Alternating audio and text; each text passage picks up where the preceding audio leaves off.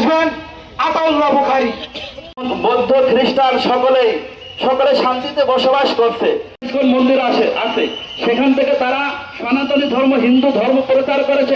তখন থেকেই খুব সূক্ষ্মভাবে বাংলাদেশকে কিভাবে ভারতের উপর নির্ভর করবে, বাংলাদেশ ভারত ছাড়া চলতে পারবে না। আর ইসকন মুসলমানদের উপরে আঘাত করবে।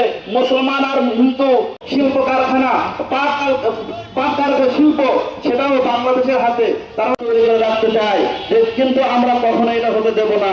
ইসকন ইমামকে হত্যা করেছে, আবরার ফাহাদ যে বুয়েটের যে হত্যাকাণ্ড ঘটিত হয়েছিল। এভাবে আমরা দেখি হিন্দু মুসলমান আর হিন্দুর মধ্যে দাঙ্গা হবে না, অন্যের ধর্মের উপরে আঘাত করা যাবে না। সকল মুসলমান সামনে আসছে। এছাড়াও তারা যেই ইসলামের ভারতের বিরুদ্ধে যেই কথা বলে শৃঙ্খলা রক্ষার জন্য খুব ভয়াবহ। এজন্য বাংলাদেশ সরকারের কাছে আবেদন থাকবে, ইসলাম হবে। ওয়াখির দাওয়ানা আলহামদুলিল্লাহ রাব্বিল আলামিন। সাদাকাল্লাহুল আযীম। আলহামদুলিল্লাহ। হেফাজতে ইসলাম নবী করিম সাল্লাল্লাহু আলাইহি ওয়াসাল্লাম